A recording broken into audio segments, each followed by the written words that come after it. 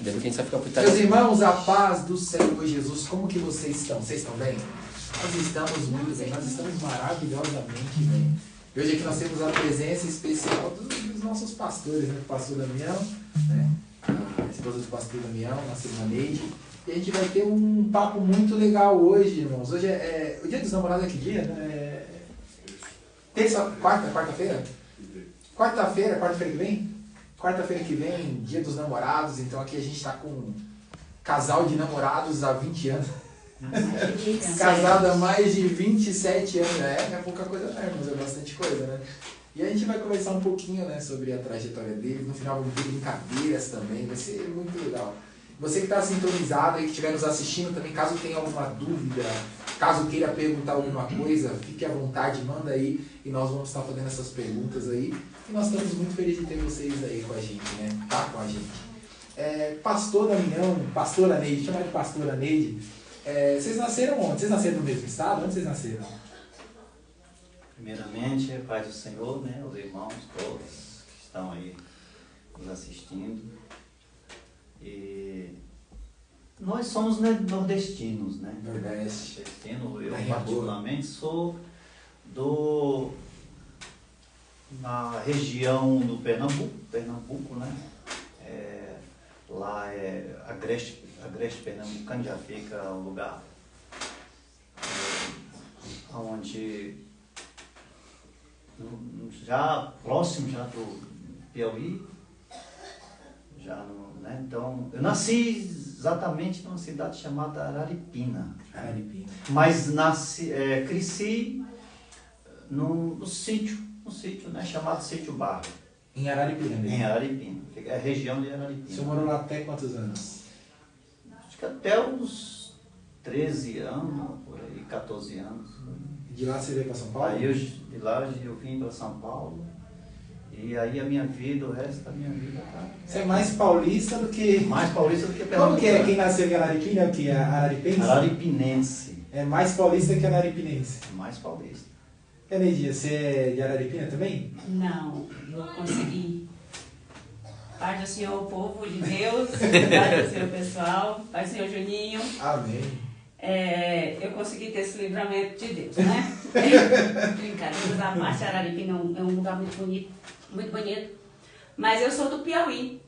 Eu nasci na divisa do Piauí com o Ceará e fui registrada por opção mais próxima e mais fácil acesso, fui registrada no Piauí, então eu sou piauiense. Na divisa? Mas como assim? Divisa, assim, o lugarzinho, o municípiozinho onde eu nasci, que o povoado mais provável, porque muito pequeno, estava exatamente a placa, divisa entre Piauí e Ceará. Nossa, então quem nasce lá pode escolher o que Pode é. escolher onde vai Nasceu ser lá, você escolhe. Foi assim que aconteceu comigo. Que legal. E vocês se conheceram no Nordeste ou vocês se conheceram aqui em São Paulo? Foi aqui em São Paulo. Foi aqui em São Paulo. A gente veio muito criança. Eu vim com 9, morei um tempo no Jardim Aurélio, depois voltei para o Piauí em 91 e retornei para cá. Você veio com 9 anos do Piauí para cá, aí você ficou um tempo, voltou para o Piauí, depois voltou para cá de novo. Voltei para cá. Que legal. E você voltou, teve algum motivo específico? Teve, além das necessidades, né, da fome, da escassez de tudo, por a gente ter passado um tempo em São Paulo, a gente retornou sem emprego, sem nada, sem ter o que comer. Porque quem vive no Nordeste, todo mundo sabe, não é segredo para ninguém que vivemos de roças, né? Do que sai da roça para a gente comer. Naquela época é pior, né? Então, e como a gente estava em São Paulo, não tinha, a escassez foi muito grande de alimento. E a Iracema, minha irmã, tinha acabado de dar à luz, de ganhar o Diego, e ela precisava de alguém para cuidar do Diego para ela continuar trabalhando. Então foi uma opção, foi uma oportunidade a qual minha mãe me mandou. Tipo, no Nordeste elas falam assim, os nossos pais falam assim, vai pelo menos para você sobreviver. E assim eu vim. Vai, nem que seja para ter o mínimo, né? Para ter o mínimo, mas vai, pelo menos para você ter o que comer. E como que vocês se conheceram? Foi Na verdade, essa história eu acho muito bacana. Eu vou tomar a frente para contar, porque é o meu, acho que a história principal da nossa história, da nossa vida, é essa daí. Eu era muito amiga do Erisvan, né? Do evangelista Erisvan. E eu passava muito na avenida, eu vivia para cima e para baixo com minhas amigas. E o que aconteceu? Um dia eu entrei na padaria, era do Zé Terceiro, na época, Rick Jaque, eu acho que, se eu não me engano, era Rick Jaque o nome da padaria. E eu entrei lá e ouvi. Aí depois eu fui perguntar para eles, não, você conhece aquele rapaz assim, cabeludo? Ele tinha um cabelão assim. Pastor Paixão à primeira vista, aí o pastor lá, aí gamou já não faz calor. Aquele sorriso muito bonito, que era o que me contagiava a princípio. Eu falei, eu quero conversar com aquele rapaz. Aí ele falou assim, meu amigo, eu te arrumo. E aí, e aí começou? Aí começou. Registrem, dia 21 de janeiro, viu? Às 8 horas da noite, o nosso primeiro encontro, de 94. Dia, data, horário, rapaz, que bênção, hein? Eu marquei tudo. Que bênção, hein? Porque para mim foi o início da minha vida, do meu milagre começar a acontecer. Eu comecei a existir a partir dali. Quanto tempo você se sente casado? Casado 27. 27? Vivendo conhecido e entre trancos e barrancos e conhecimento e amor, são 30 anos. Bastante. E vocês começaram então bem novo, vocês, né? Vocês conheceram bem novo. Quantos anos vocês tinham nessa época? Eu tinha 14 para 15. Eu sempre fui mais velho que ela, né? Interessante que o mesmo processo que aconteceu com a minha esposa, aconteceu comigo. Porque eu vim aqui em 91 para São Paulo e por alguma circunstância eu dei a doida e que resolvi voltar para Araripina. Voltei, mas no final de 91, voltou para cá. Eu fiquei pouco tempo lá. No final eu retornei para cá. Aí eu já foi esse processo que eu tive de adaptação e tudo, porque eu precisava encarar, porque lá não tinha mais a condição, eu via que não tinha mais condição de sobreviver lá, por conta de muitas circunstâncias. Você sabe que o lugar, ele teve um período muito de seca, e o Nordeste é assim, se não tiver chuva no Nordeste, cara, é difícil para sobreviver no Nordeste.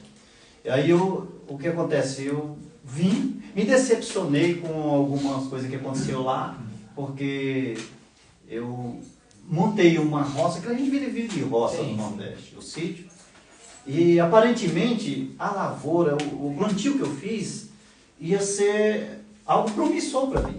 Sim. Mas não foi. A gente contava e o final dele foi decepcionante. Tinha certeza que eu tinha certeza e não foi aquilo que eu desejava. Aí eu tomei a decisão de vir embora de novo. Porque o meu desejo era pegar a colheita e comprar uma moto para mim lá. Olha. Comprar uma moto. Então foi assim que aconteceu. Aí eu retornei para cá. Aí daqui foi onde eu fui me adaptando, arrumando o meu serviço. Comecei a trabalhar. E foi aonde comecei a trabalhar no mercadinho aqui, que era do Jorge, aqui em frente a São Luís. Depois fui para o Zé Terceiro, a Rick Jaque, quando ela me conheceu. Onde que era essa padaria? Aqui pertinho? A Rick Jaque fica ao lado daquela igreja Deus é Amor. Ali em embaixo. frente ao Paraná, em frente ao Paraná. Aquela padaria ainda tem lá? Isso, que agora não é mais padaria, é um bar, né? É verdade. E tudo mais. E aí, pastor, aí o Erisvan falou com você lá, falou, pastor, Na verdade, tem uma moça aí. A questão do Erisvan, é que é o seguinte, a gente jogava bola junto. Uhum. Jogava bola junto, sabe? Juntava aquela turma de jovem aqui, como tinha um campinho aqui, como você sabe, e a gente se encontrava nos finais de semana. O tempo que eu tinha antes de trabalhar, porque eu trabalhava das 2 às 10 da noite. E a gente tinha esses momentos, fazíamos competições, né? E aí Erisvan, a gente tive esse conhecimento com Erisvan, jogava bola e tudo. E aí, nesse envolvimento, Erisvan, a história que foi contada por ela, e o Erisvan chegou para mim e falou que tinha a vizinha dele, que aí foi o nosso cupido, o Erisvan. Nosso cupido. Se estiver assistindo aí, olha só. Erisvan. Meu melhor amigo.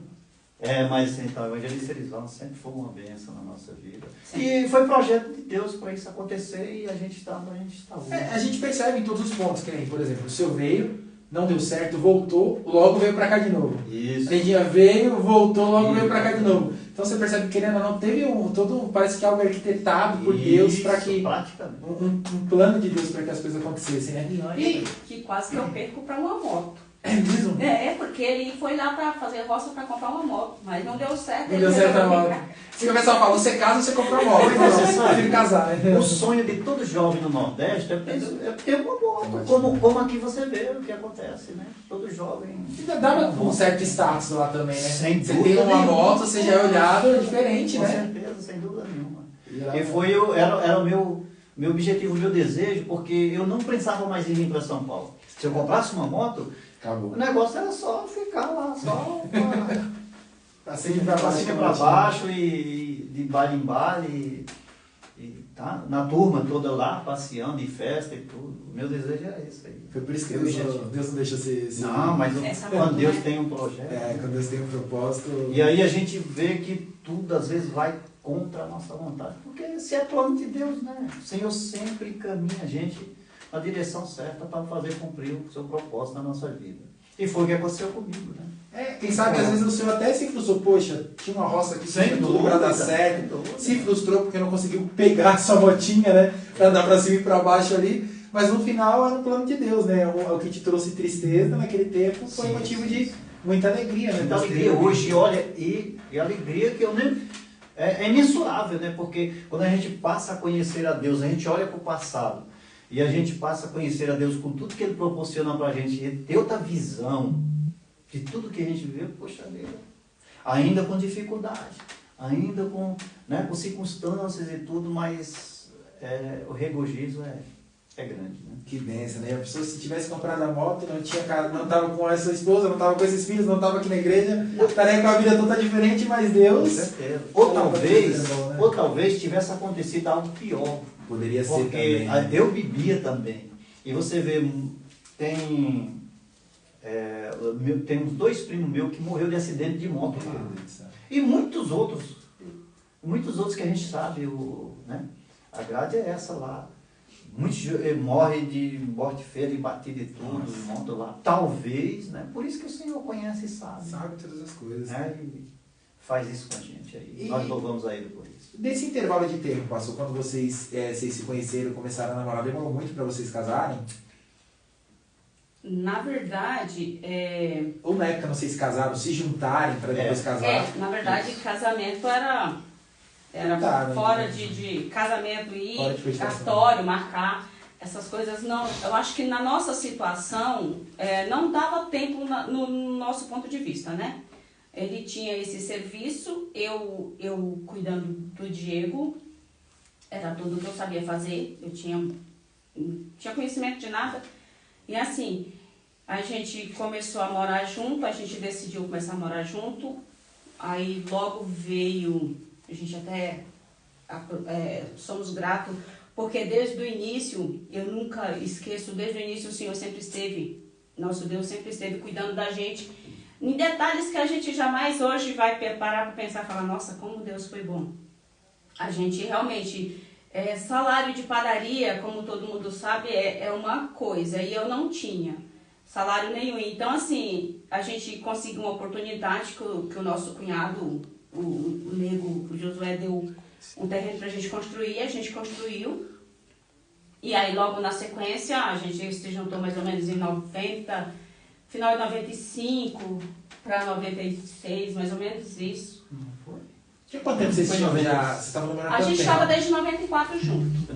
Foi um ano mais ou menos, depois de um ano vocês decidiram... mais ou menos 2 anos junto, 2 anos junto. Final de 96, não foi? Foi, mais ou menos final de 96. A gente começou a pensar em já se juntar tudo, porque já estava muito difícil o convívio. Tanto ele pagando aluguel com os primos, e quanto eu com a minha irmã. Já estava bem difícil a convivência. E aí, o que a gente começou a se juntar, a pensar em morar junto, e aí a gente fez. Deus nos deu essa oportunidade usando meu cunhado, e a gente conseguiu montar uma casinha, e logo na sequência veio a Stephanie, um ano depois veio a Stephanie. 97. 97 veio a Esther. Nessa época, quando vocês se conheceram, vocês estavam na igreja nessa época, não? Não. Nem pensavam, nem Não. De pensavam. forma nenhuma. Deus para nós era ir na igreja católica, ir em um batismo, Isso aí. ter Uma vez por casamento mês, de né? alguém. É isso aí. Eu acho que eu nunca tinha ido, mas fiz no Nordeste, fiz minha primeira comunhão, né? Eu também fiz. Eu fiz minha primeira comunhão e era tudo que eu conhecia de Deus, era aquilo ali. Sua visão de Deus se limitava, se resumia a aquilo que você teve na primeira comunhão. E isso era tudo que eu conhecia de Deus. Fazia o sinal da cruz, que meus pais faziam, nos ensinavam antes de dormir fazer. E era tudo que eu sabia de Deus. Mas eu era devoto da Cidinha do Norte. É mesmo? Parecida, mas não é parecida. Parecida do Norte. E para mim, eu creio que como a maioria dos católicos tem essa visão de que a Aparecida do Norte seja uma pessoa realmente que... Então, eu tinha... tanto que... para a gente vir para o Senhor, teve um processo. Houve uma circunstância para poder a gente enxergar, para poder o Senhor colocar nesse caminho, né? E tanto que eu lembro quando já que eu tinha saído da empresa que eu trabalhava, já não era mais na padaria Riquijá, que já era numa empresa de limpeza. Depois eu vi, porque eu peguei a padaria do Sissão, né? E daí desencadeou uma série de coisas e, sabe, a gente se estabilizou na vida financeira e tudo. E daí surgiu outras coisas, até por causa de influência, de amizade, essas coisas. E o foco no meu casamento foi outro, né? E daí a irmã Bila, eu lembro que a irmã Bila, ela fazia culto ali na frente e eu ficava bravo. Não gostava? Não gostava não, mas que essa crentalhada fazendo precisa barulho, fazer isso, essa barulheira toda. Eu até falava de tocar fogo nos instrumentos e nas tocar fogo no culto livre. Deixa esses homens pra cá, que eu vou tacar em alto, tacar fogo. E daí por quê? Porque eu era devoto da Cidinha do Norte, da Aparecida do Norte. Eu digo, precisa disso, esses crentes são bobos, sabe? Eu ficava falando um montão. E aí Deus já falava para a irmã Bila. A irmã Bila, não sei para quem foi que a irmã Bila chegou, eu sei que depois chegou ao meu ouvido a irmã Bila falando que Deus tinha um chamado na minha vida de pastoreio e era rápido.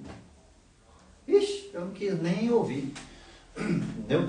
Porque Deus me livre de crente que não sei o quê. Tem chamado para ser crente, tem chamado para ser pastor. Já imagina. Aí o que acontece?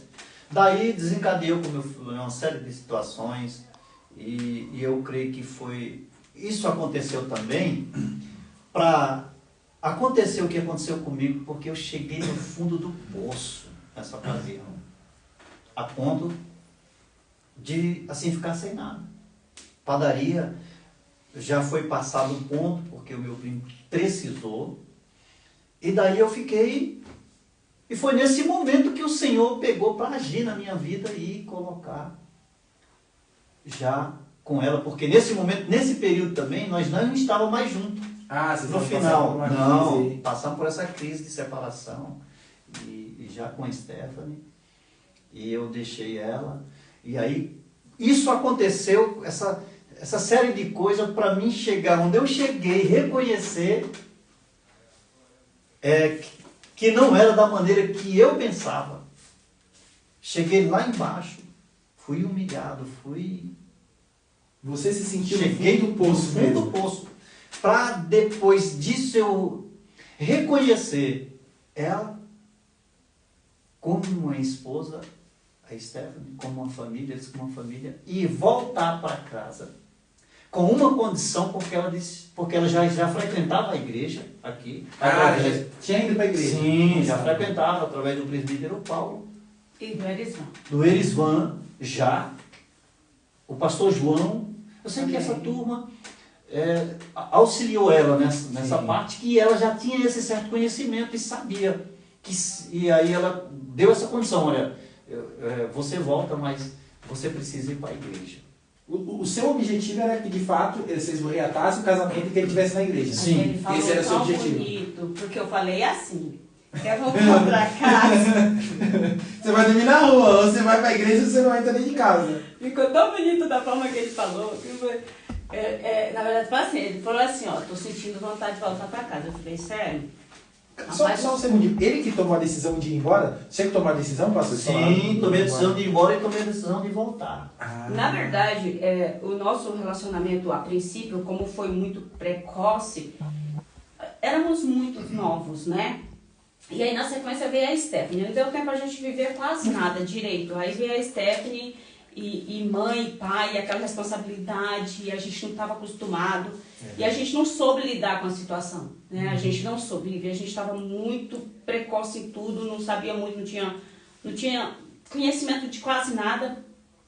E a gente entrou em uns conflitos meio pessoais e família. A gente foi perdendo aquele certo ponto de interesse, porque era muita enfermidade. A Stephanie veio com alguns probleminhas e tal. E assim, a gente ficou meio... Ele só correndo atrás do que manter a casa, e eu com essa menina, com a Stephanie. E a gente entrou numa crise muito, muito ruim. Aí ele começou, aí foi a oportunidade que ele teve de entrar na padaria. E aí veio as influências, porque as más influências acontecem naturalmente, não precisa você pedir nem nada, acontece naturalmente. Quando você tem um pouquinho mais de dinheiro, né? Começa a entrar, aí quando você facilita a sua vida, que você tem a entrada e a saída, vamos supor assim, a porta aberta, e aí os amigos vêm de monte, né? Porque com segundas intenções, mas enfim, mas vem. E aí chegaram bastante amizade para ele, eu nunca vi ele com tanta amizade como nessa época. E aí a gente foi se afastando, comecei a voltar muito pro Nordeste, ficar um pouco com os meus pais e ele muito aqui sozinho, a gente começou a se distanciar os dois.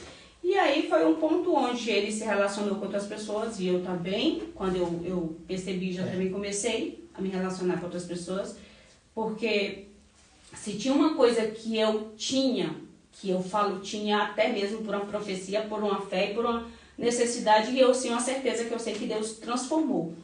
É que eu não valia um centavo, o que eu falava tinha que se cumprir. E eu determinei que eu não ia viver uma vida falida também, né? E eu era muito ruim nesse ponto de vista de não ficar atrás com nada. Achava que tudo tinha que ser com a mesma moeda. Eu tinha esse ponto de vista. E aí, quando eu vi eles se relacionando, comecei também. E aí, quem sofria com tudo isso que a gente foi perceber com o tempo? A Stephanie. Tanto que foi a maior fortaleza da gente, foi a Stephanie, tanto foi o ponto forte para a gente voltar, reatar, porque Deus usou ela de uma certa forma dentro da casa dele, que ele vivia. E Deus me usou de outra forma, como usou o Erisvan e o presbítero Paulo e o pastor João Cândido para me buscar para fazer campanha, que viu o meu sofrimento, né? De uma certa forma, estava bem difícil a minha vida, né? E aí eu comecei a frequentar a igreja. Mas quem disse que eu queria algo com crente? Eu não queria nada com Bíblia, eu não queria nada com Deus. Eu queria vitória. Eu queria a certeza de conseguir o meu objetivo, mas eu queria ser crente. E eu vinha para a igreja, mas eu fiz campanha, fiz bastante. Vera Lúcia, o esposo dela, o Zé Nilton, me ajudaram bastante em campanha, porque realmente eu sofri muito, Júnior, muito. Eu não tinha emprego, eu não tinha nada. Eu vivia eu e ela. Campanha em prol de reatar o relacionamento? Não, campanha em prol de eu conhecer Cristo. Entendi. A campanha era em prol de eu conhecer Cristo, para saber o que eu queria da minha vida. Tanto que a gente colocou esse propósito claramente para todo mundo, né? E aí foi me dando o desejo de conquistar minha família de volta. Com eu vindo para a igreja, tudo bem, eu não estava com muita certeza de casamento, mas estava me dando o desejo de reatar minha família, de ter minha família de volta. E aí foi quando ele começou a frequentar minha casa, começou a frequentar a gente, começou a ir deixar a Stephanie buscar. E aí ele chegou e falou assim, ó, eu estava pensando em voltar para casa. Eu falei, então, você pode até voltar para casa, mas antes de você voltar, você vai lá e aceita Jesus. Isso, vocês tinham quanto tempo já separado? 6 meses. Ah, foi uma separação de fato, pelo que vocês falam, mas foi por um curto período de Foi tempo. Foi uma muito separação tempo. a ponto dele montar quase uma família. A ponto dele Passou constituir rápido, família. em 6 meses. Entendeu? Ah, sim. A ponto dele constituir quase uma família. Arrumou mulher e tudo. Aí é isso, Júnior. Aí foi esse propósito, foi essa condição que eu dei pra ele. Você quer voltar pra mim? Então faz o seguinte, a maior prova que você... de garantia mesmo que você quer voltar para reconstituir sua família, é aceitando Jesus como Salvador da sua Aí alma. colocou o devoto da Aparecida Aí no foi estreito.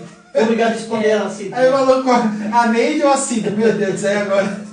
Não, ele não teve dúvida. É instantâneo. À noite teve culto, ele veio. No mesmo dia o senhor já decidiu? Sim, à noite Foi teve rápido. culto. Instantâneo. Eu falei, eu quero ver até onde vai isso. Porque eu nasci sem confiar em ninguém.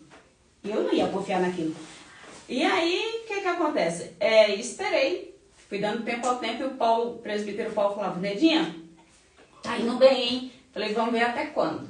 Vamos ver até quando? Eu não confio. E o Erizão, agora falta você ir lá. Eu falei assim, quando tudo estiver certinho com ele, a gente vai lá e se resolve. Mas até então eu não quero saber de Jesus também não. Então você veio, falou que ele tinha que ir pra igreja, saiu não e ele aceitei continuou. Jesus. Eu continuei vindo, mas não aceitei situação. Jesus. Eu não queria compromisso com Jesus. Eu queria só a vitória. Um momento, pastor, quando você veio para a igreja com essa condição que foi imposta, né, pela irmã Neide, você veio de fato, naquele momento você sentiu um toque de Jesus, falou, pô, realmente eu acho que é o que eu preciso na minha vida nesse momento? Ou você veio simplesmente porque ela propôs que você tinha que vir? Não, porque ela propôs. A princípio, quando eu vim... Não tinha nada a ver com Jesus naquele momento? Não, de forma nenhuma, porque a minha mente toda era cauterizada. Eu vou voltar com ela, quando eu voltar eu sair da igreja. Aí, de novo. Era mas interessante que porque quando eu vim nos cultos, aí eu ficava nos cultos. Ficou uma semana, 2 semanas, um mês, aí Começou eu a ficava gostar. pensando assim, poxa, o que é que eu estou fazendo aqui? Eu devia estar lá, Devia estar com a minha moto. né, com meus amigos, bailando, ou tomando uma cerveja, ou, né, cigarro, alguma coisa, eu fumava mais um pouco, né? Mas o que acontece? Depois de um mês, as coisas foram mudando. Você começou a realmente gostar. O quê? Não, o gosto mudou por estar na igreja. Me interessei, gostava muito de louvar. Eu via as pessoas louvarem assim, aí despertava aquele desejo de louvar. E eu começava a louvar hino do inário. Gostava mesmo, sabe?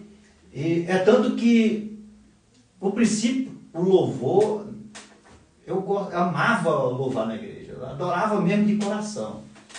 E aí o que acontece? Já iniciei também fazendo o curso de teologia, o básico em teologia, Nossa. que foi o que despertou Primeiro mais mês. em mim. Já no começo você já Primeiro começou a... no mês. início. Primeiro mês. Isso. Porque surgiu o curso de teologia com o pastor Carlos Wagner, né, do Ferreira. Sim. E começou esse núcleo no Rosana. Já tem Rosana. E aí toda semana estava lá. E aí foi aonde realmente despertou mesmo, porque a palavra de Deus, ele... Né? Pronto, aí daí pra cá, graças a Deus... Eu lembro quando... Aí o que acontece? Ela não veio, não aceitou Jesus, eu aceitei e disparei. Continuei. Ela te fez vir e saiu fora. 4 anos aproximadamente, eu lutando sozinho na igreja e ela sem... Nossa, mas que engraçado, né? Ela fez de tudo para que ele viesse, ele aceitou Jesus, ficou firme, ela não estava na igreja, Verdade. e o pastor na oração ali lutando, que E beleza. o engraçado de tudo isso e o mais impactante é que ele, quando eu determinei isso, quando eu fiz ele fazer essa escolha, ele chegou em casa e o Paulo sempre atrás da gente. Paulo sempre foi muito, muito, muito amigo, muito pai, Verdade. muito presente nas nossas vidas.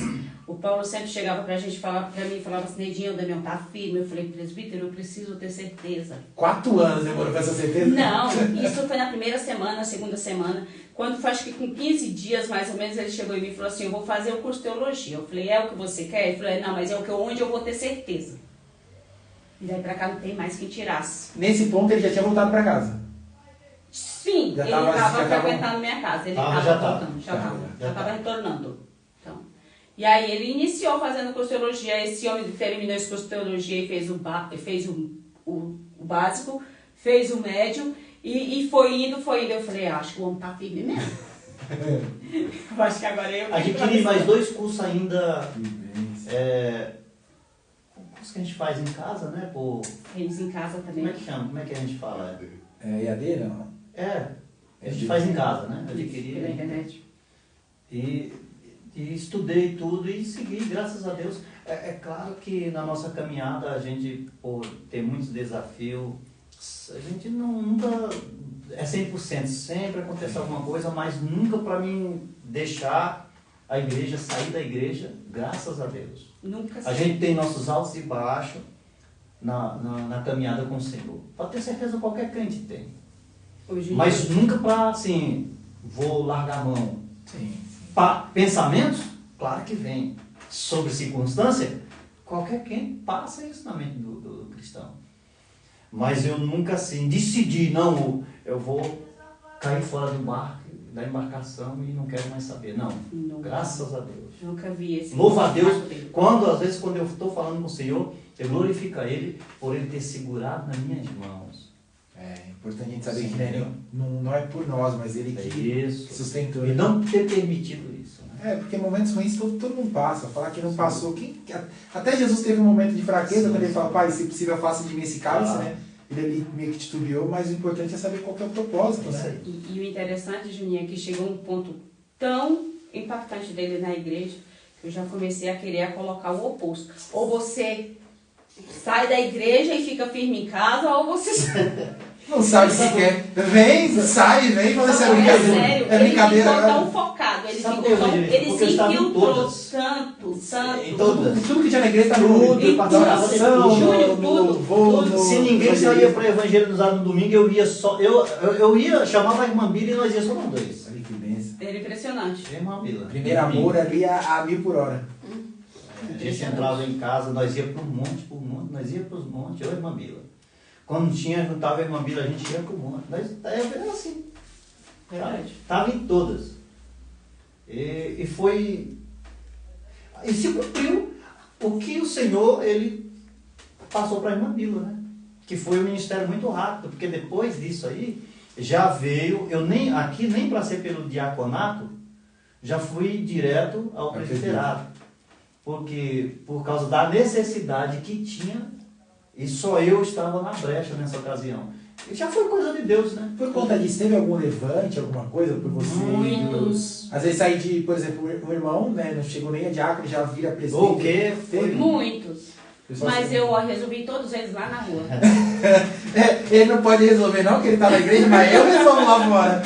Olha, interessante, sabe o final do evangelista, Reginaldo?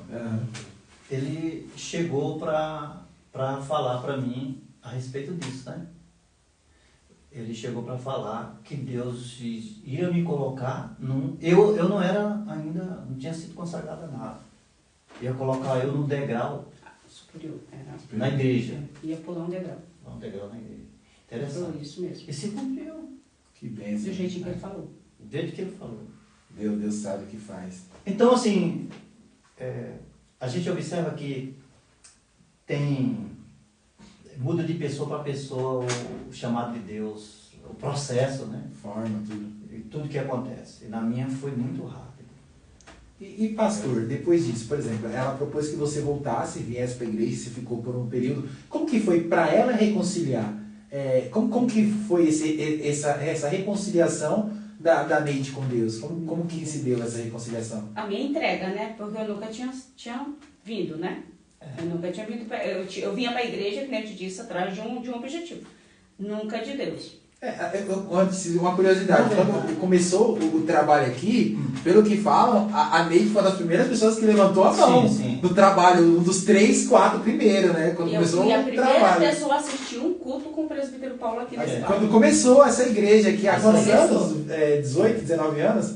O quê? A igreja, quanto tempo tem? 25. Há 25 anos atrás, ela foi uma das primeiras ali, né? Quando teve o culto ali. Isso aí. É que, na verdade, o presbítero Paulo, quando a gente chegou em São Paulo, eu e a minha irmã Iracema e o Diego, nós passávamos pela uma situação difícil, precária, bem mesmo difícil. E o presbítero Paulo nos acolheu, nos acolheu junto com o Josué, o meu cunhado, nos acolheu, nos forneceu ali um pedacinho de terra ali para a gente construir um barraco, e ele mesmo com o nego construiu. entendeu? Eles construíram. Então ele mesmo quando ele construiu. Então a minha amizade com o Paulo e o Erisvan era uma coisa tão ligada que não tinha como. E o Paulo se tornou o amigo da família de uma tal forma que a minha mãe e meu pai amavam o Paulo, mesmo só ouvindo falar, entendeu? Então, assim, ele é muito pai, ele é muito irmão, ele é mais do que tudo isso, eu acho. Se existir algo superior a tudo isso, ele é mais do que isso pra mim e pra minha família. Se ele assistir, deve estar se achando quando vê esse vídeo, né? Mas ele, Abaixa a bola. Ele é na nossa vida, ele e o Erisvan, né? Ele e o Erisvan. O legado que eles deixaram aqui, cara, eles precisam conhecer, eles precisam saber disso. Não, claro. E precisam se orgulhar, porque eles foram realmente instrumentos de Deus para muitas pessoas aqui. E assim, o Paulo levantava um madeirite, pregava um prego, acertava a metade do dedo, o outro no Mas prego. o trabalho que o presbítero... E a garrafa de pinga do lado. Com a cachaça ele bebia muito nessa época? Na época era. Ele, o nego e a turma de gente no barro ali, naquela coisa bem do início mesmo. Mas aí ele foi embora. Aí, uma certa ocasião, ele foi embora. Foi numa época que eu também não estava muito aqui, estava muito viajando para o Nordeste, indo e vindo. Aí foi a ocasião que o presbítero foi para Mairim, que se eu não me engano. E o Erisvan seguiu ele. E quando voltaram cristão. E aí aquela amizade não ia acabar por eles serem cristãos. Mesmo que eu focasse no meu cérebro, com a cultura nordestina e a ignorância que eu trouxe de lá, que eu nasci católico, queria morrer católico. Né? Eu tinha isso. E eles trazendo Cristo para minha vida. Eu falei, ele falou assim, Nedinha, vamos lá assistir o culto com a gente? Não vai ter quase ninguém, vamos lá comigo. Eu falei assim, eu vou porque eu quero estar perto de vocês. Né? Eu vou porque eu quero estar perto de vocês, tal. E eu fui pela amizade, eu assisti o primeiro culto por amizade. E hoje, para a glória de Deus e para minha felicidade, porque eu ganho muito com isso, para a glória de Deus, mas o prazer é meu, a honra também de estar na presença de Deus é espetacular. É interessante, isso é um ponto muito interessante, porque às vezes as pessoas falam, a gente não tem que fazer nada para chamar a atenção das pessoas, que Deus traz e tudo. Aí você percebe que às vezes a pessoa vem com uma intenção que nem é Deus, mas quando chega aqui, Deus utilizou como estratégia para fazer, né? Vem porque eu gosto de instrumento. Então vem cá tocar um instrumento aqui, aprender. E aí Deus vai e trabalha. Fui por causa de alguém. Aí nesse intervalo de tempo vai e Deus trabalha. Interessante, né? Que Deus ele tem formas de trabalhar. Verdade. E pastor, aí voltando para aquele ponto, como que foi para Neide voltar para a igreja? Como que foi esse retorno dela? Neide, olha, a dureza de coração dela... Tava paz, coração gelado. Meu Deus, Deus teve que trabalhar muito para poder romper, viu? Porque assim, como eu te falei, foi mais de 4 anos que ela ficou eu aqui na igreja e ela só dando trabalho. Literalmente. Em casa. Porque ela não queria saber de nada, sabe? Meu ministério aflorando, o Senhor fazendo cumprir o que Ele determinou na minha vida e ela, os crentes iam lá, fazia campanha, Expulsava. falava ela, e ela fazia isso. Mas também não sabe se quer, se não quer, uma hora quer, não quer, expulsa. Por último, o presbítero Paulo foi, mas a irmã deu vai lá.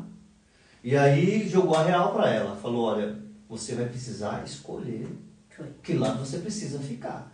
Porque, tá aí, né?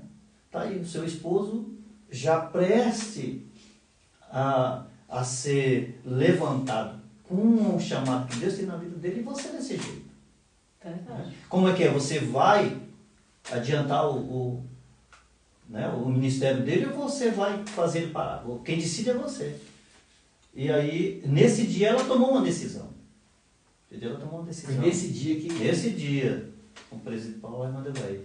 Ela decidiu, aí daí pra cá também, ela... É que eu falava assim com Cristo, né? Eu fiquei um tempo ainda vindo, fiquei um tempo legal na igreja e tal, mas aí eu não me sentia feliz de uma certa forma. Isso é tão importante eu revelar isso, porque, Juninho, eu sentia o gozo do Espírito Santo, aquela alegria de estar presente, mas eu chegava em casa com uma tristeza muito fluida, eu chegava em casa muito chorona, muito triste, e um dia eu perguntei para Deus, eu não quero ficar na igreja dessa forma, eu sei que isso não é do Senhor, isso não pertence ao Senhor, então eu não quero. Então eu falei assim, eu vou dar um tempo no mundo e eu vou todos os dias, eu vou estar falando com o Senhor e vou falar com o Senhor o seguinte: se um dia eu voltar para a tua presença, não vai ser por objetivo de nada, a não ser por gratidão a ti e amor. Isso foi, aí eles iam na sua casa, você aconselharam, você decidiu vir, ficou ouvindo, não, e depois você tomou essa decisão. Eu vinha para a igreja, eu sou da época dele, eu vinha de vez em quando, mas não queria nada com Cristo. Era um pé dentro da igreja e outro no mundo. Isso depois dessa conversa com o Não, antes. Antes. Eu cheguei a vir firme, eu abria culto, eu tinha oportunidade. Eu cheguei a vir tanto que quando a gente casou em papéis, tudo, em cartório, ele se batizou primeiro que eu, porque eu ainda não queria. Só pra você ter ideia, eu ainda não queria. Eu não fui impedimento para casar por causa do ministério dele, porque eu não queria ser impedimento no ministério dele. Mas eu também ainda não queria, tanto que a gente se batizou em ocasiões diferentes, entendeu? E aí o que acontece? Em todo o tempo eu tinha aquele temor, eu sabia quem era Deus, porque eu estava vendo a obra. Eu estava vendo a obra dentro da minha casa. Dentro da minha casa eu estava vendo aquela situação. Então, instantânea a mudança, era claro, era nítido a mudança. Então, eu falava, Senhor, eu até hoje estou indo para tua casa sem aquela certeza, sem aquele objetivo, sem aquele amor, sem aquela gratidão. Eu voltarei para tua casa no dia que eu sentir isso de verdade. Eu não vou mais para tua casa por dor. Se for por dor, não vou. E se eu for, vou voltar. E eu não quero mais ir para voltar, porque eu não sou mulher de duas palavras. Eu quero ir e ficar por gratidão e por amor a ti. Uma certa ocasião, o Tadeu veio para São Paulo. Aí eu só via o Tadeu com alto-falante na minha porta às 4 da manhã. O megafone que ele tinha, isso tinha megafone, presbítero. Que nem da polícia, ele ficava gritando na rua. Isso, aí gritava na minha porta. O Tadeu para mim era o meu maior inimigo. 5 da manhã. Era. 5 da manhã. E aí saía ele com o Tadeu lá de casa, o Tadeu nesse negócio desse falante aí, no meio da rua. Eu falei, Deus, eu não aguento esse homem pra vir pra oração. E o propósito provavelmente era eu. E eu ficava em casa, Deus, visita meu coração, porque até eu me canso de ser assim. Eu era muito dura, sabe, um ser humano que nasceu com medo de tudo, com medo de acreditar em alguém? Então, era eu tinha medo de tudo, né? Eu acho que ninguém nunca me frustrou, porque eu nunca cheguei a acreditar realmente que a pessoa fosse alguma coisa para mim acreditar nele, para ele me frustrar. Então, não me frustraria, porque eu só espero o pior do ser humano. Eu só esperava o pior do ser humano. Então, era isso. Então, eu sem acreditar em ninguém. E aí, um tempo, eu tive essa conversa com o Senhor. Aí, veio a ocasião que veio umas irmãs de outros estados aí da Bahia e fizeram uma campanha na minha casa, 7 quinta-feira. E ali eu pus um propósito com o Senhor. Eu confesso que eu não fiz nenhuma das campanhas, eu dormi às 7. Eu dormi às 7, de verdade, eu dormi às 7. Mas o Senhor honrou o meu propósito. E eu levantei daquela campanha uma nova pessoa. Aí foi, eu acho que era território já sendo trabalhado, o presbítero Paulo chegar com a irmã Delvaí e me propondo algo diferencial. Foi quando eles chegaram que eu falei, ou é ou não é, decide. Aí eu falei, não, eu vou, porque eu sei que Cristo dessa vez vai ser diferenciado na minha vida. Isso foi em 2012, se eu não me engano, ou no final de 2011. Acho que foi no final de 2011, alguma coisa assim. E Juninho, nunca cogitei em outro pensamento daí pra cá, desse momento que eu foquei com o Senhor. Nunca, só procurando melhorar, só procurando todos os dias melhorar na presença do Senhor. A guerra foi ferrenha, mas a vitória veio, né? Gente, que bênção. Pastor, aí o antigo pastor foi embora, você assumiu como pastor aqui. E aí o senhor, por exemplo, tem um ministério, tem toda essa questão do ministério, preocupações com o ministério. O senhor como microempreendedor tem o seu serviço, aí tem a questão de casa. Como que o senhor faz para conciliar tudo isso? Como que vocês conciliam igreja, trabalho, casa? Como que vocês fazem? Como que vocês administram, né? Olha, vou falar uma coisa para você. São muitos desafios. Nesse caso, olha, se a gente não tiver preparado emocionalmente, psicologicamente, é dura a situação. Mas, como eu disse, o Senhor, Ele tem trabalhado, Ele tem nos moldado, Ele tem realmente nos direcionado, sabe? Porque não é fácil. Você vê, você sabe que eu trabalho de forma literal, na prática. Eu trabalho.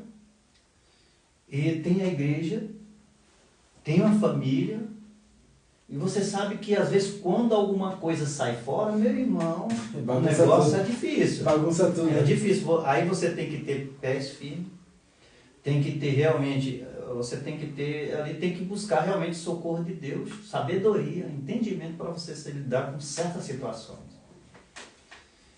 Mas não é fácil não. Não é fácil não.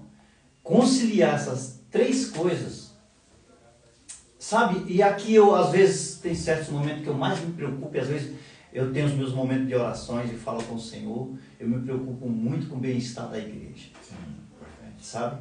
Eu me preocupo muito com o bem-estar dos irmãos, da vida espiritual dele. E você sabe, quando eu falo com o Senhor, eu de forma precisa, eu coloco a igreja nas mãos do Senhor e peço a Deus ajuda, porque a responsabilidade, o meu trabalho, você sabe que é algo que é na prática, é algo que é físico, é palpável, você está ali, você é algo que você, sabe, é pela força e você às vezes consegue conciliar. Em casa, às vezes com diálogo, com alguma coisa, às vezes é muito difícil também, mas agora a igreja é algo muito delicado, né?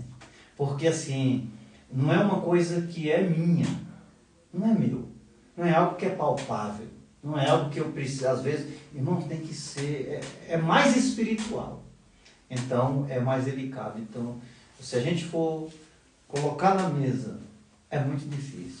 E tem outro ponto também, né? Porque assim, querendo ou não, proximidade excessiva gera muito atrito. E aí, por exemplo, vocês estão muito tempo junto, o dia todo quase. Trabalhamos junto. Porque na igreja estão junto, em casa obviamente estão junto, no trabalho está junto, então tem que ter uma maturidade para poder evitar conflitos, porque querendo ou não, você ficar muito tempo junto, né, dado, querendo ou não, torna-se mas tem uma certa individualidade de cada pessoa. Se você não souber administrar, tem que ter muita maturidade também. E às vezes é inevitável o conflito. Inevitável. Qualquer pessoa nessa posição, sim, claro, não é inevitável isso. Entendeu? Porque eu trabalho junto com ela. Trabalha junto e meu Deus do céu, você já imaginou o que é? É difícil.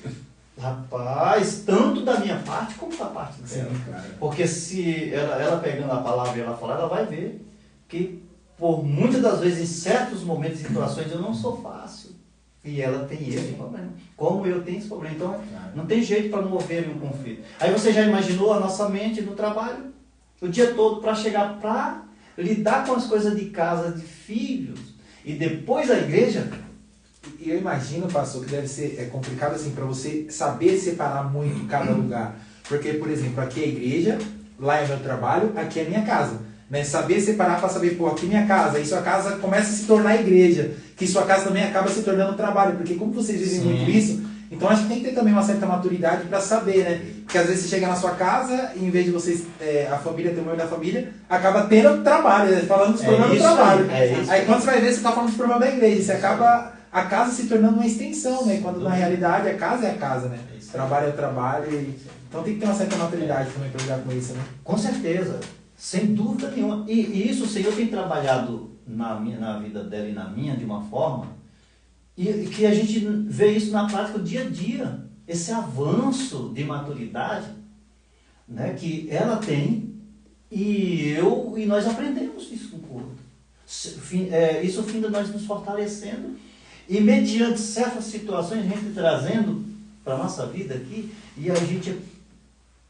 nós dois conseguimos reconciliar, dialogar a respeito de certas situações e ver realmente o norte que nós precisamos tomar a respeito disso aí. E uma coisa importante, que eu não posso deixar de falar, é a igreja. Sabe o que acontece? Eu louvo a Deus porque o Senhor, a misericórdia de Deus é tão grande que a gente não tem tanto trabalho com a igreja. Graças a Deus. Você entendeu? Nós não temos tanto trabalho com a igreja. As dificuldades que a gente surge é pouco. Porque a gente poderia ter. E isso é pernicioso e misericordioso. E ajuda muito a gente, a igreja. Louva a Deus por cada um dos irmãos aqui. Porque a gente vê a humildade, a simplicidade e a força, por muitas das vezes, se esforçam para poder, e isso ajuda a gente a administrar. E eu louvo a Deus mais ainda porque nós temos uma empresa, precisamos administrar ela, filhos, a casa, e aí você já imaginou. Louvado seja o nome do Senhor. Tem que administrar um monte de coisa, filho, casa, empresa. É isso aí. Mas quando as peças estão bem organizadas, engrenagens ali, você não tem muita dificuldade para gerenciar, né? Ruim é quando a peça está quebrada na igreja, em casa, no trabalho, e você tem que... Mas é isso. É algo muito... É importante ter essa... E a suma é a adoração, o louvor a Deus devido. Quando a gente finaliza tudo isso aí, a gente observa que se não fosse Deus, nós não conseguiríamos de forma nenhuma. A força vem do Senhor.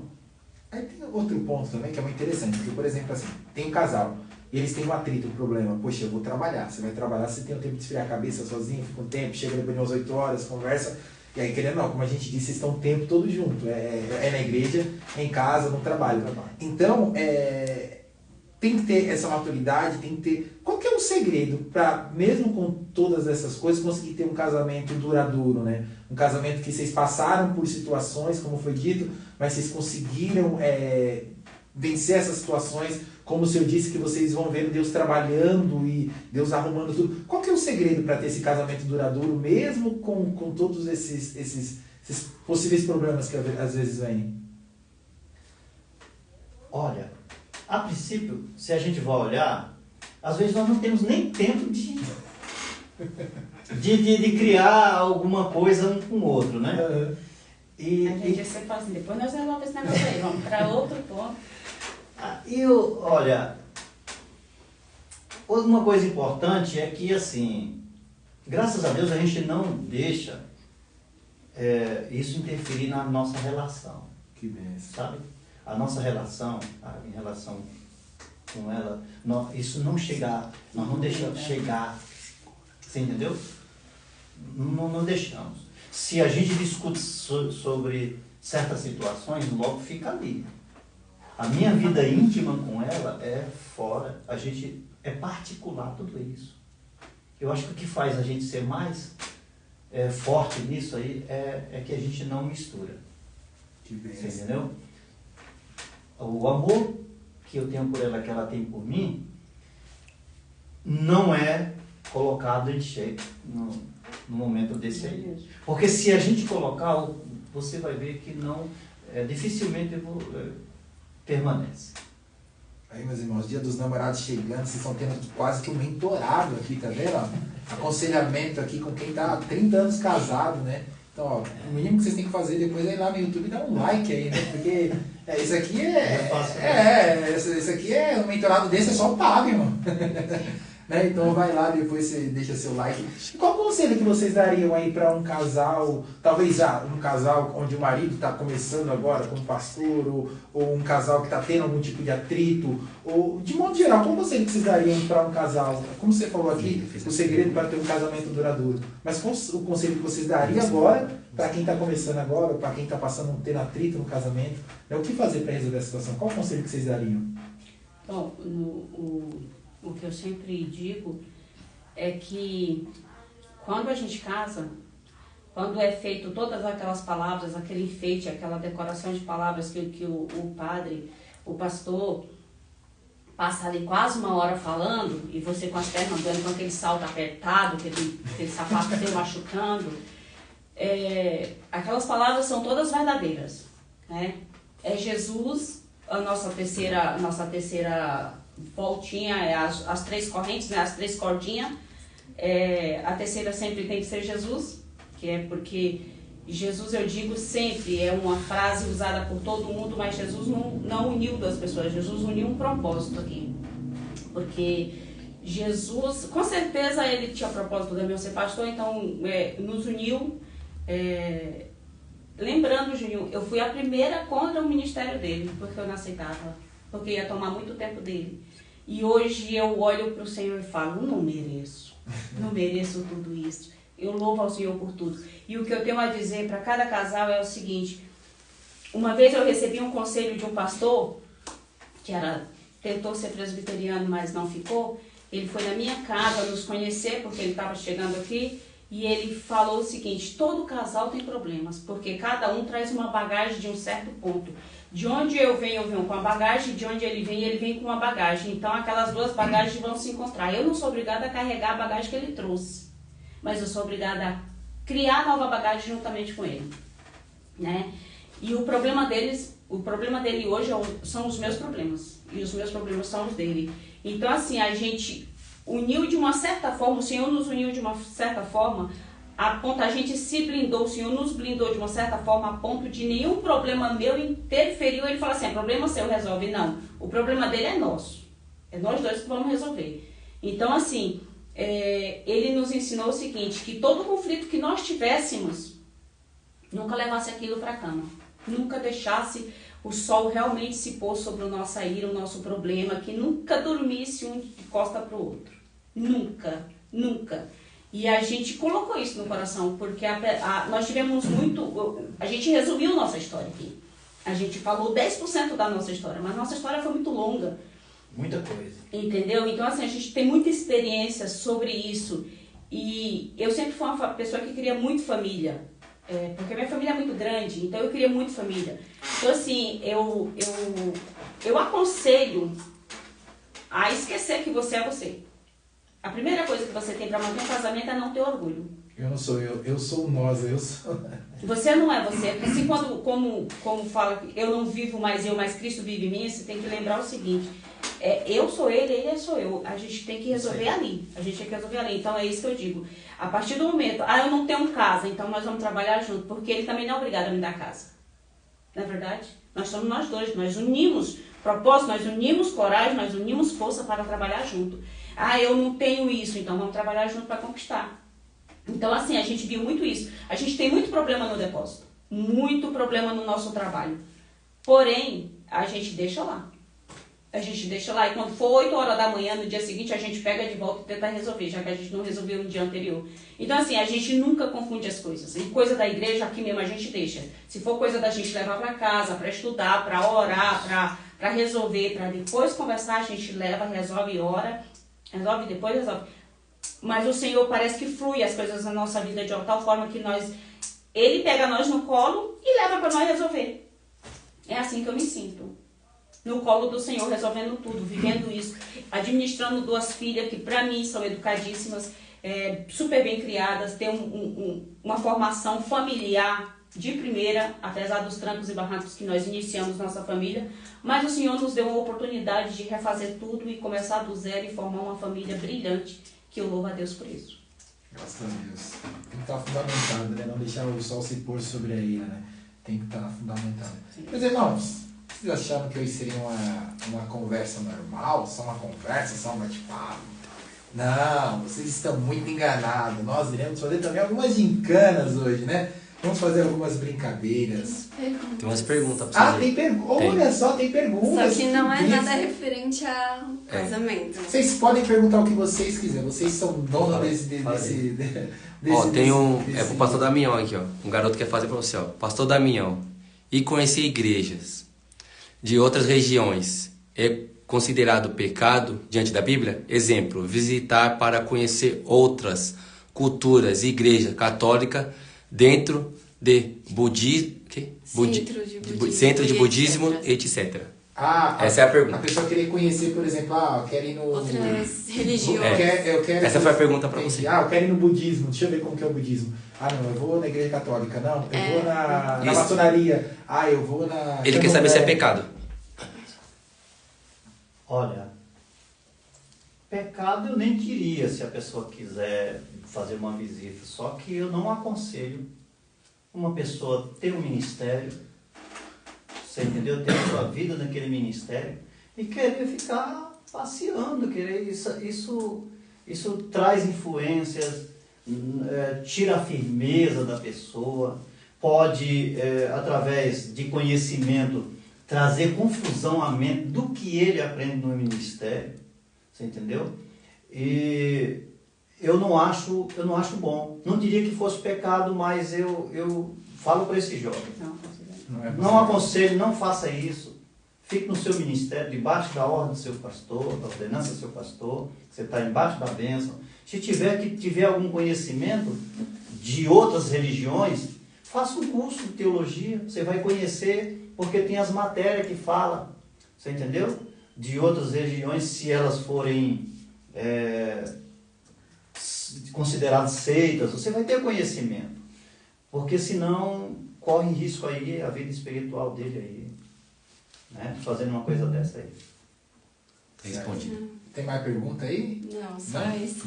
Então, como eu disse, vocês acharam que ia ser só uma conversa, vocês estavam enganados. Não vai ser só uma conversa. Nós pensamos em trazer até farinha de trigo aqui, mas eles estão tão arrumadinhos e está tão frio, que a gente deixa a farinha de trigo de lado e a gente vai fazer aquela brincadeira de quem é mais provável, né? Que interessante, né? Então vocês já se preparem, pegam aí os papelzinhos de vocês aí. E a gente vai fazer agora quem é mais provável. Isso aqui era pra ser um D, eu acho, né?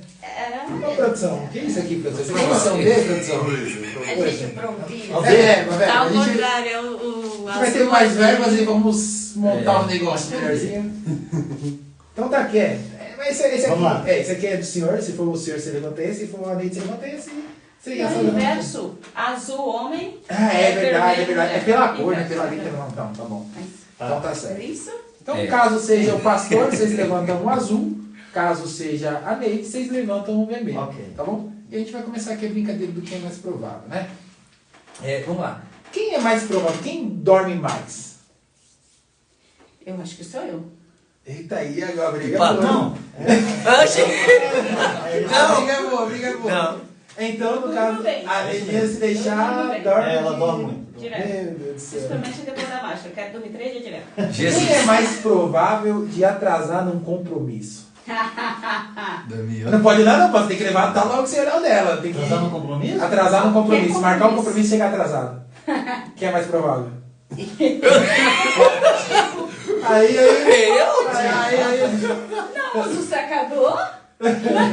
Aí, ó. Mas o senhor acha que ela é mais provável de atrasar Mas no a compromisso? opinião dele, vai. Tem que levar na opinião. Aí Depende do você vai compromisso, a gente é assistir. pontual, né? Não, mas se tiver que se fosse pra se atrasar, quem é mais provável de se atrasar? Eu acho que eu atraso. Mas o senhor mesmo.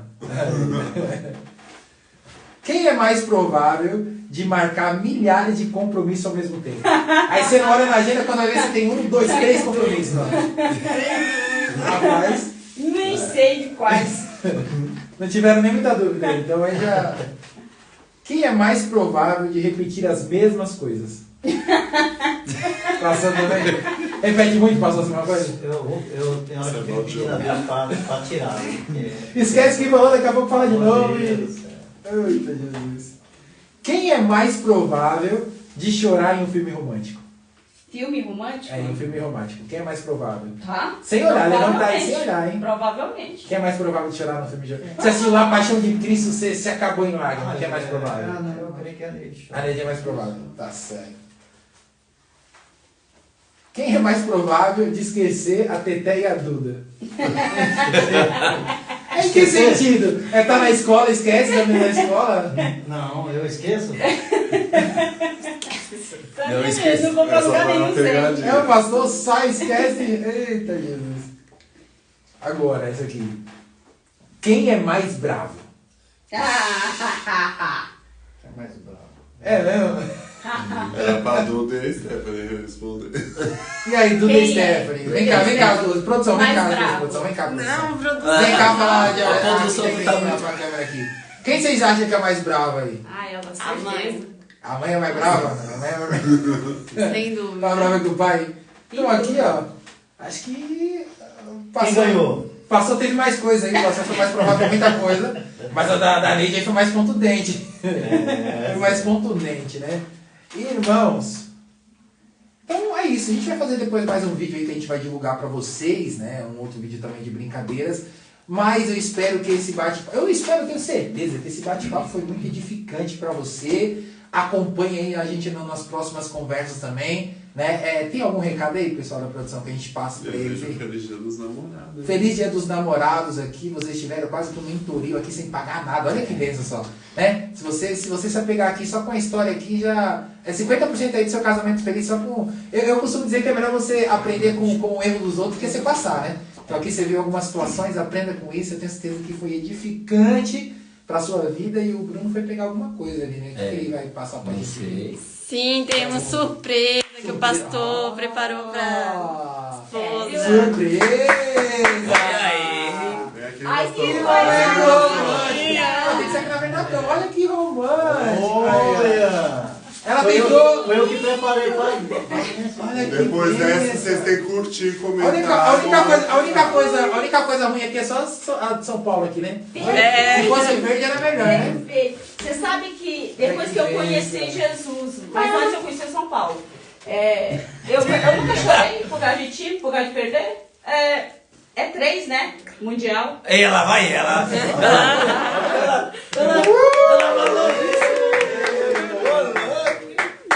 Olha que benção. Lindo. Olha que benção.